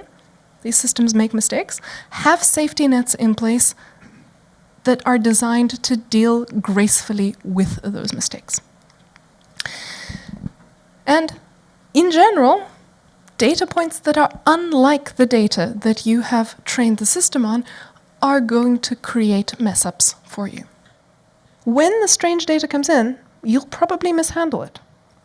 Are you checking whether the data points are strange? Do you have a way to do that? For some systems, that's easy. For some, it's really, really hard. But say you're dealing with something where it's easy, and you know you've never seen anything like this before. It's some kind of language translation thing from, I don't know, English to Spanish, and now there's an umlaut. Like, maybe tag that. I don't know if there's English words with umlauts in them, but, you know, maybe you didn't plan for it, right? So tag the strange new things, and maybe if you identify that, have some other logic that says, careful, careful, do we have an alternative way to handle this situation? Maybe it should tag that for you to review later, or maybe it should even consider switching to manual operation for that situation because it knows it can't handle that situation. That data point is too different from every other data point that it has seen. But most of all, think about whether you will fail gracefully if the data are completely different. And if they start coming in rapidly because the world is changing very quickly because aliens have landed or something, will your system detect that fast enough for you to be able to stop the damage? Your system only works in the world that it is designed to work in. When that world changes, you'll have problems. So please plan to fail gracefully. And one of our final questions, how will you prevent embarrassment? The answer to this is partially. Things will happen that will embarrass you because you won't be able to think up all the ways that things can go wrong in advance. Here's some examples. You decide to train a system to converse by chat with your users like humans do. And what do? You grab a whole lot of real examples of human speech, human texting conversations for one another, and you train your system on it, and then you release it to talk to your users, and you are surprised when it embarrasses you by learning profanity and using that upon your users. You could have seen that coming. The world represented by your training data has this stuff. The system learns that world. It doesn't have any of the additional things like good judgment if you didn't build that. Well, it's just a pattern-finding thinger. It doesn't think. So don't be surprised when it starts using that on your users. Now, some of you could have seen that coming. Maybe others wouldn't have. And if you get caught by surprise, what you don't want to do is be in this situation where you have to say to your team, okay, gather around, let's figure out how to fix this next quarter. And in the meantime, here is this thing cursing out your users. Oh, you want to be able to fix it immediately. And in order to be able to do that, you need to build a policy layer, and that policy layer needs to grow up alongside your system. So what's a policy layer? It's a little like the filter that we develop as people. When you're 5 years old or whatever, you may look at someone's outfit, and you may blurt out, "Oh dear, what are you wearing? That's a ridiculous outfit." When you are a grown-up, you still think that.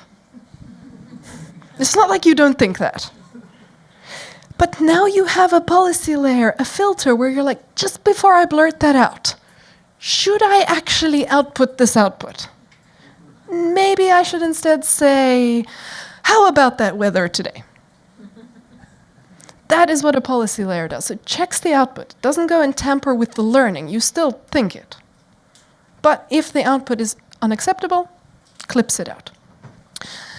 And so you build this thing in a way that is really easy to interact with the policy layer so that when the embarrassing thing happens, you can go and adjust the policy. Okay, from now on, anything that's in this list of swear words just isn't allowed out. Okay, for now, we've staved off embarrassment. And then that's just fixing, of course, the symptom. You want to go and look at retraining and fixing the underlying thing later on, and that is what you gather your team around to think about how that will be done by next quarter. Here's another example of the same kind of thing. In this country, when users buy a baseball bat, what do you think is the most likely item that they buy alongside the baseball bat? A baseball or a glove or something like that, something for playing the game. Now imagine a fictional country where they don't play baseball, but they have a lot of crime. In that country, what do you think is the most likely item bought alongside a baseball bat?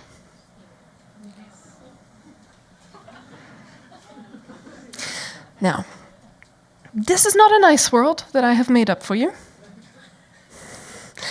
but it might just be the reality.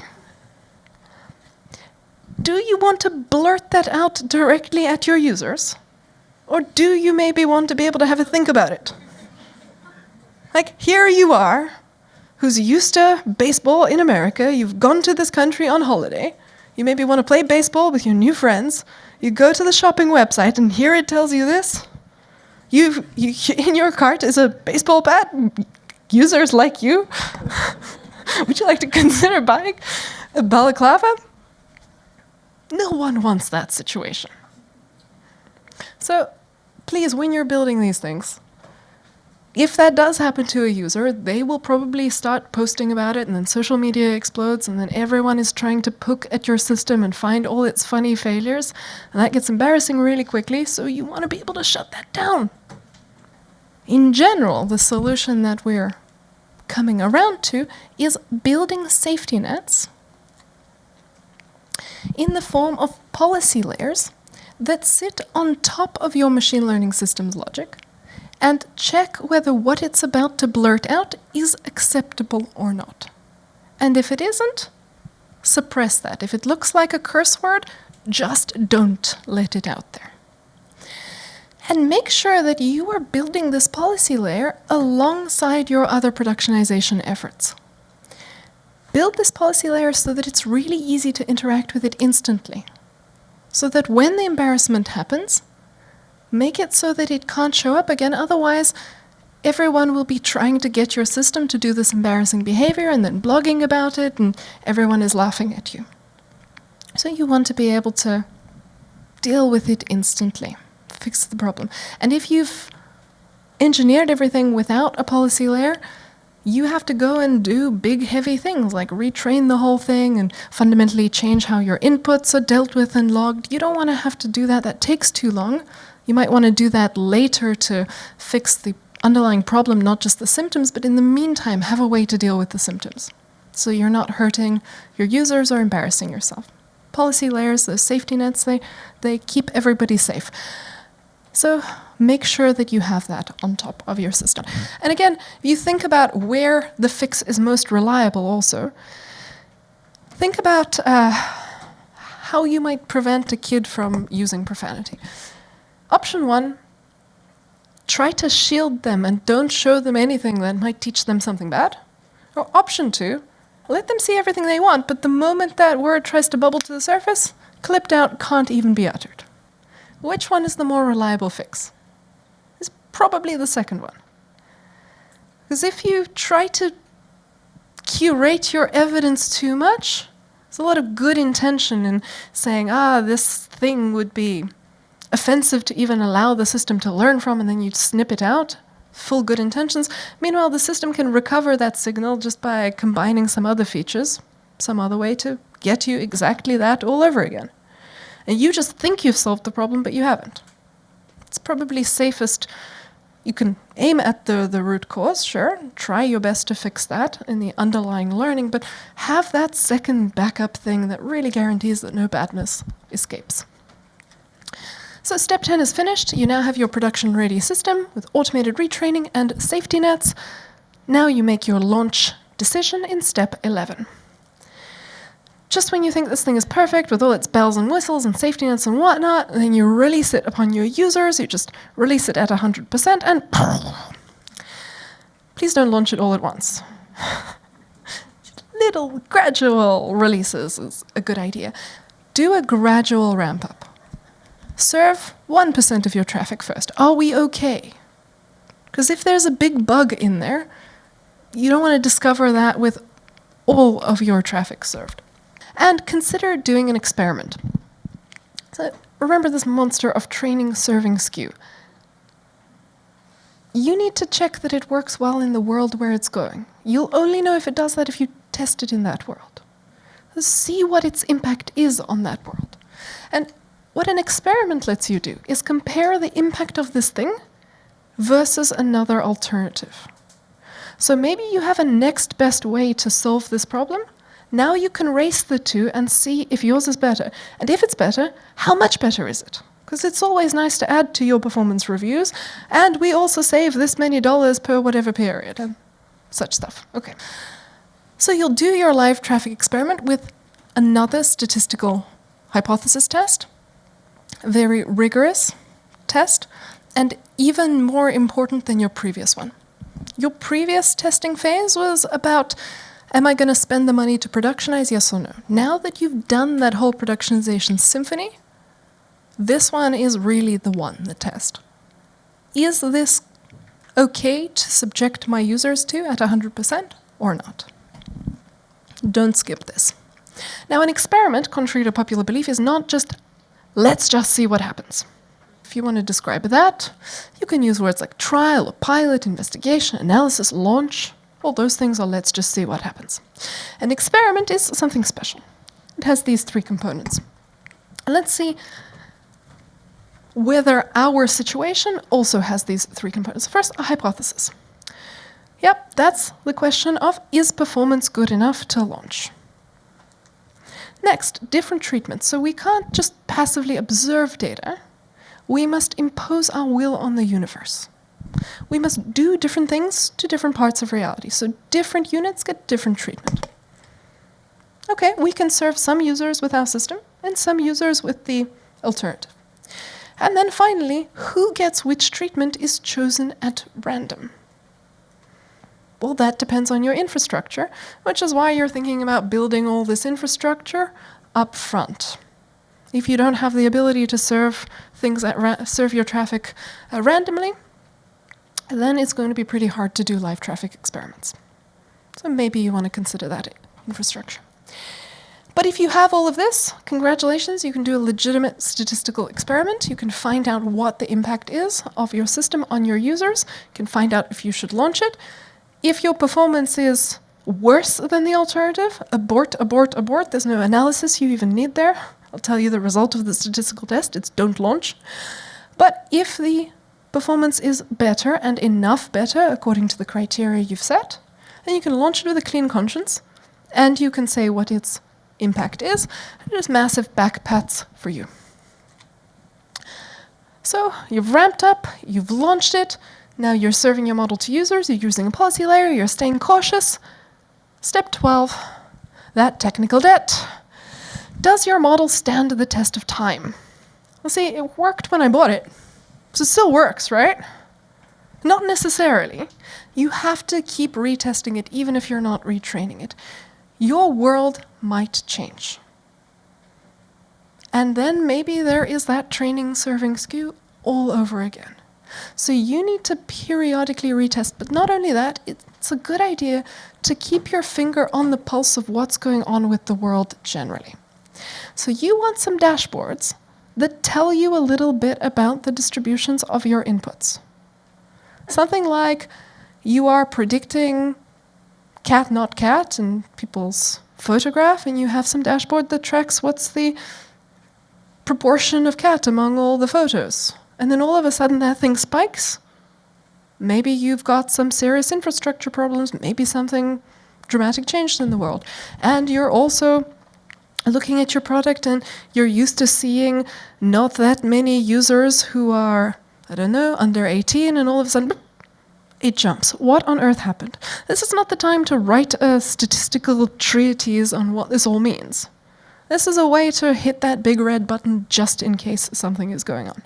So it's really important to monitor, because the world may be saying to your model, hey, it's not you, it's me. You're fine. It's just I've changed. We're not. You're fine. I'm different now. So you've got to listen to what the world is saying and making sure that that's not happening under your nose. And another thing that I would love to do is anytime a team builds a machine learning system, because maintenance and monitoring is a lot harder for it than for other kinds of systems, I would love to just chain that team to the wall and force them to maintain this unholy beast that they have created in perpetuity. Unfortunately, that's not humane. They've stopped me many times. People want to move on to other roles. So if we're going to let people do that, then they had better take documentation even more seriously than they do for other systems. And they have to have a plan also for how they're going to train the people that come and have to support this thing. I mean, if they built it, they understand all the nooks and crannies. It is really hard to make sense of it if you inherit it, and there's no good plan of transferring that knowledge. You don't want to be doing machine learning for its own sake because it sounds cool. I mean, it is a high-interest technical debt credit card. You want to be doing it only because it is worth it to do it. And it's worth it to have that fuss. Because it's going to be difficult and require constant effort. So it's got to work. It's got to be enough better than the alternative for you to want to fuss with it. So step 12 is never finished. This is the gift that keeps giving. But a good start is having a monitoring plan, a maintenance plan, tracking dashboards, and stellar documentation. And that is our 12 steps. And so we are done with this section, and if all you wanted was the 12 steps, that's it. Sneak out, enjoy playing outside. You have an alibi until 5 o'clock, so no one's going to come looking for you. But those who are interested, we will be opening the black box at 3 o'clock.